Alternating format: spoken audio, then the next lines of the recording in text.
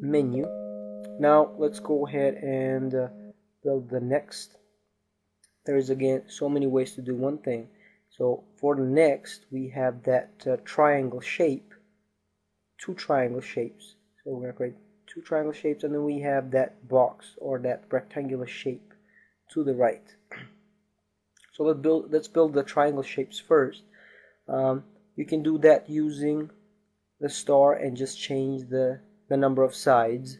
The way I'm going to do mine is I'm going to use, take a look, I will use the text tool again. This time I'm going to change the font family to, if you scroll all the way at the bottom, you have the font family Wingdings3.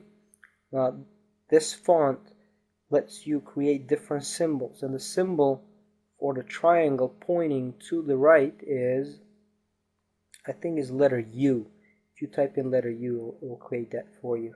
So let me come back here and then type in letter U, and let's just go and click.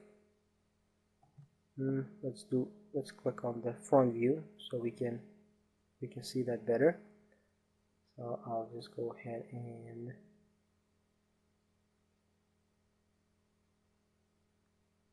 here it is. Yes, so we have that triangle. Again, you would have to go under create and then click on shapes, click on text, and make sure you type in letter U with the font family Wingdings3.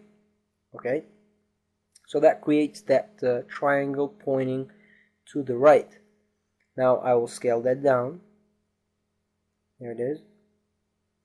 And from the left side, I will go ahead and move that to the front.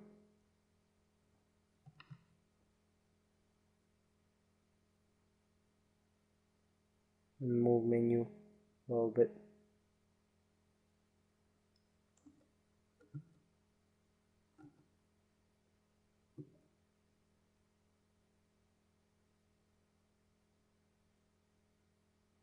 There you go. So I moved the word menu, it was a little too far, and I moved that back towards the wheel. And let's also move this closer like so. Now let's go to the front and see how important it is to get used to working with the viewports. That is very important. So here it is. I'll scale this down, and I am going to place that so in here. Scale it a little bit more because we need two of those, remember. Even a little more will not hurt. So here you go. Now we are going to apply the same steps. So we're going to add the extrude modifier under the modify tab. So under the drop down, make sure you click on extrude, and we're going to leave the amount 2. We're going to change the color to white. Okay, I'll come back to the left view and let's move that closer like that. Perfect. Now let's come back to the front view and I'll make a duplicate. So I click on that, hold shift, and make a duplicate like that. Okay. Okay, great. Let's move that just a little bit.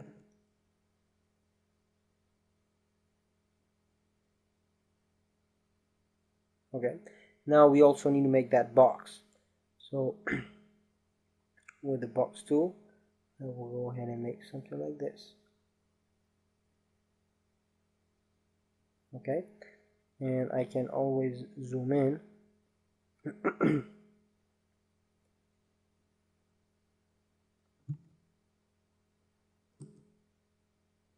And notice that we have, by default, for the box, we have all these segments that we created, so we can take those out. We don't want so many segments for that box because we're not turning the norms on for that box. We want that with the hard edges that it has. Okay, here it is. So let's go and change the color of that as well. I'll make it that color. And then we're going to come back here in the left viewport.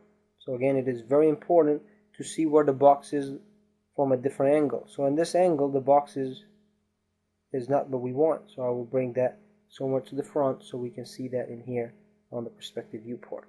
So if I click in here and I do a render of that,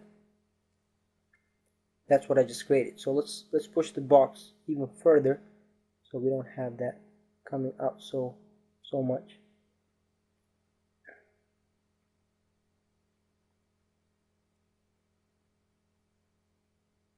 Zoom in.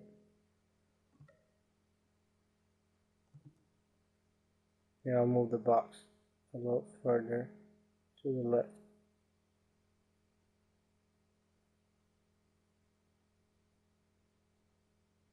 Perfect. Let's come back here and let's do a render of that. Okay, that's exactly what we want. Now, to make a duplicate of the two triangles facing to the right, so I'll come to the front view. I'm going to select the two triangles.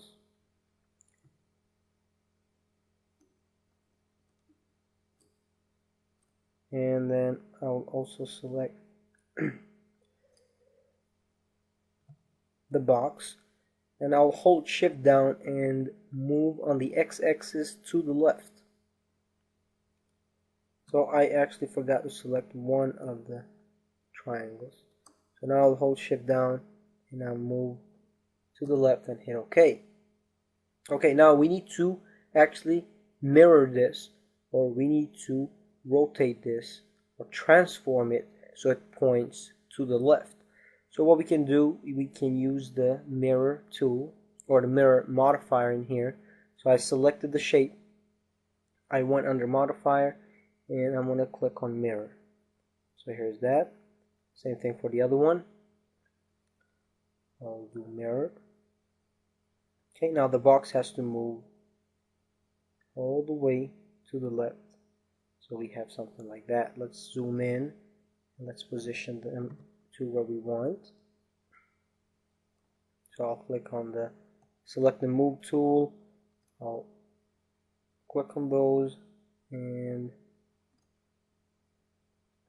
position those to where we want. Okay, that's good enough. Now I'll go ahead and only duplicate one of them for the play. So I'll make something like that. Okay, perfect. And I'll duplicate two boxes for the pause. So here's one. And then I'll hold shift and make another one. There it is. So let's go ahead and do a render of what we got so far. Alright, that's pretty good. So let's go ahead and do different angles so we can see this a little better. Okay, now notice by default there is some light to our viewport. So right now when I render, this looks a lot wider, and then when I change the angle, we can see that this looks a little darker. So there are some default light to the viewport, and these lights will go away as soon as we add our own.